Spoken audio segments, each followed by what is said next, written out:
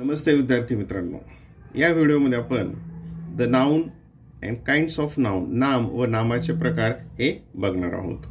The noun definition: a word use as the name of person, place or thing is called a noun. Here thing means anything that we can think of. नाम: व्यक्ती, ठिकाण किंवा वस्तूचे नाव म्हणून वापरल्या जाणाऱ्या शब्दाला नाम असे म्हणतात. म्हणजे कोणतेही ठिकाण, व्यक्ती, वस्तू याचं जे नाव असेल त्याला काय म्हणतात? नाम. त्याला काय म्हणतात? नाउन. आणि हे बघा इथे, here thing means anything that we can think of. या ठिकाणी थिंग याचा अर्थ ज्याचा आपण विचार करू शकतो अशा सर्व बाबींचा समावेश नाउनमध्ये होतो. Example: Ashok, Aurangabad, bat, kindness etcetera. Kinds of nouns. आता नामाचे प्रकार. पहिला, अ प्रॉपर नाउन, विशेष नाम. Definition: a proper noun is the name of some particular person or place. विशेष नाम म्हणजे एखाद्या विशिष्ट व्यक्तीचे किंवा ठिकाणाचे दिलेले नाव. प्रॉपर नाउन म्हणजे काय? अ पर्टिक्युलर पर्सनचं जे नेम असेल, विशिष्ट व्यक्तीचं असलेलं, ठिकाण असलेलं नाव म्हणजेच काय असतं? Proper noun. आणखीन proper nouns always begin with a capital letter. Proper noun हे त्याचं पहिलं जे लेटर असतं, पहिलं हे काय असतं? कॅपिटल लेटर असतं. एक्झाम्पल: अनिल हे व्यक्तीचं नाव आहे, औरंगाबाद हे ठिकाणाचं नाव आहे, गोदावरी हे एका नदीचं नाव आहे. Number 2, common noun.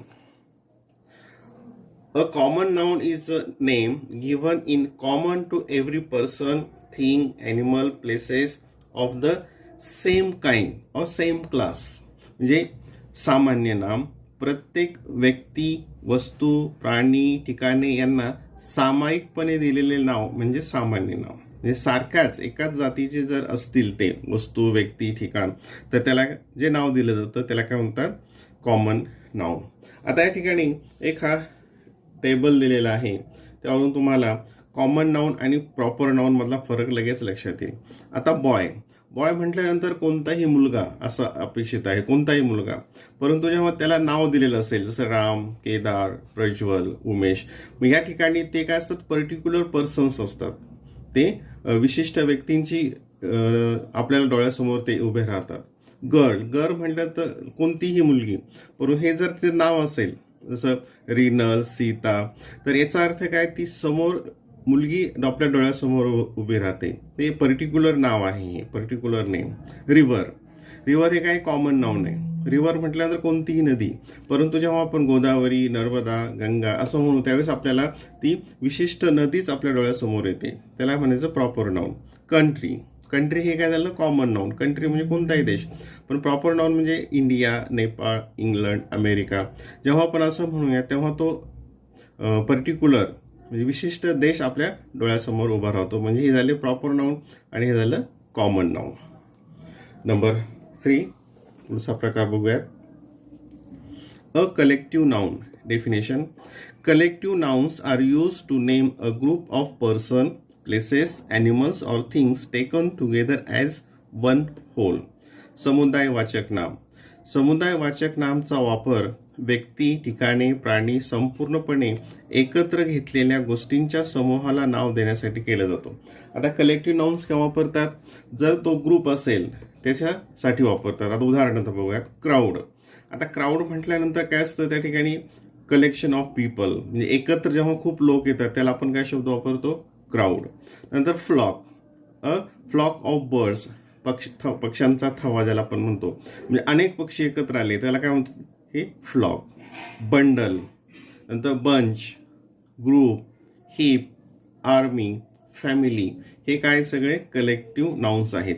जेव्हा आपण ग्रुप असं म्हणतो तर त्या ठिकाणी आपल्याला खूप एकत्र आलेलं दिसतं, आर्मी किंवा आर्मी.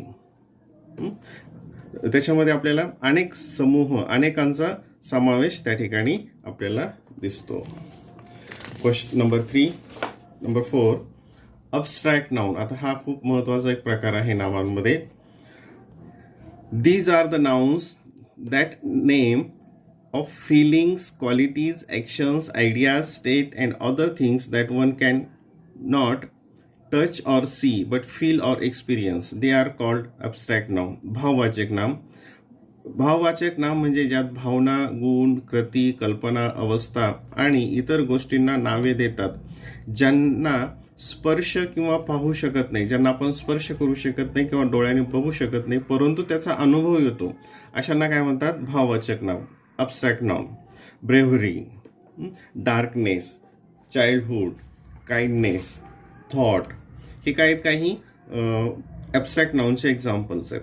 आता ॲब्स्ट्रॅक्ट नाउन्स आर फॉर्म हे कशापासून तयार होतात? हे तर ते ॲडजेक्टिव्हपासून होतात, वर्ब्सपासून होतात आणि कॉमन नाउन्सपासून होतात. आता इथं काही उदाहरण दिलेले आहेत बघा. काइंड. आता काइंड याचा अर्थ दयाळू आणि काइंडनेस म्हणजे दयाळूपणा. Kindness is the abstract noun. याच्यामधून ही काय ते फिलिंग्स आहेत. या ऑनेस्ट. ऑनेस्ट म्हणजे प्रामाणिक आणि ऑनेस्टली म्हणजे प्रामाणिकपणे, ही त्याची क्वालिटीज आहेत. आता व्हर्बपासून, जसं आता हे व्हर्ब आहे अवे, याच्यापासून काय काय तयार होतं? ओबिडियन्स. हे काय? आज्ञा पाळणे. हे काय? आज्ञाधारकता. ग्रो. ग्रो म्हणजे वाढ आणि ही ग्रोथ. ग्रो म्हणजे वाढ होणे आणि ग्रोथ म्हणजे काय? वाढ. From common nouns. चाइल्ड म्हणजे मूल किंवा बाल ज्याला होतं आपण, चाइल्डहुड बालपण. स्लेव म्हणजे गुलाम आणि स्लेवरी म्हणजे गुलामगिरी. तर याच्यासाठीच आणखीन ॲब्स्ट्रॅक्ट नाउनसाठीच आणखीन एक व्हिडिओ तयार केलेला आहे. त्याच्यामध्ये अनेक याची उदाहरणं दिलेली आहेत, हे कसं तयार करायचं, आणि त्या व्हिडिओची लिंक खाली डिस्क्रिप्शन बॉक्समध्ये दिलेली आहे. पुढचा number 5, material nouns. The name of an object or substance, liquid or metals from which other things are made. Material nouns म्हणजे पदार्थवाचक नाम. एखाद्या वस्तूचे किंवा पदार्थाचे नाव ज्यापासून इतर गोष्टी बनतात त्याच्या नावाला पदार्थवाचक नाम असे म्हणतात. जसं मिल्क. आता मिल्कपासून आपल्याला अनेक पदार्थ तयार करता येतात. गोल्ड. गोल्डपासून आपण अनेक दागिने तयार करतो, म्हणजे हे काय झालं? मटेरियल झालं. प्लास्टिक. प्लास्टिक हे मटेरियल झालं. प्लास्टिकपासून आपण अनेक वस्तू तयार करतो. ऊल. ऊल हे एक मटेरियल आणि त्याच्यापासून आपण कपडे तयार करतो. किंवा ऊड असेल, लाकूड. लाकडापासून सुद्धा आपल्याला अनेक वस्तू तयार करता येतात. ऊड सुद्धा काय असेल? हे मटेरियल नाउन असेल. Number 6, concrete nouns. A concrete nouns stand for the things that we can touch or see. म्हणजे मूर्त नामे, आपण स्पर्श करू शकतो किंवा पाहू शकतो अशा वस्तूंच्या नावाला, म्हणजे याच्यापासून ज्या वस्तू तयार होतात त्याच्या नावाला काय म्हणतात? Concrete noun. जसं डॉग. बिल्डिंग. बिल्डिंग आपण बघू शकतो किंवा स्पर्श करू शकतो. बॉक्स, प्लांट, वनस्पती, ही काय झाली? कॉन्क्रीट नाउनची एक्झाम्पल झाली. पुढचा number 7, countable nouns. Some nouns that we can counted are called countable nouns. त्याच्यामध्ये साधारणतः काउंटेबल नाउन्समध्ये कॉमन नाउन्स अँड कलेक्टिव्ह नाउन्सचा समावेश होतो. गणनीय नामे. जी नामे मोजल्या जाऊ शकतात त्यांना गणनीय नावे म्हणतात. आता जी उदाहरणं मोजल्या जाऊ शकतात, 1, 2, 3 अशा प्रकारे मोजल्या जातात, त्याला काउंटेबल नाउन्स म्हणतात. जसं पेन. जसं examples, pen. 1 pen, 2 pen, 3 pens असं आपण मोजू शकतो. टेबलला मोजू शकतो. नंतर chair, country, story, city, bunch, flock. नंतर टीम. हे काय झाले? सगळे काउंटेबल नाउन्स. त्याला 1, 2, 3 असं मोजू शकतो. ठीक आहे, त्याला म्हणतात काउंटेबल. Number 8, uncountable nouns.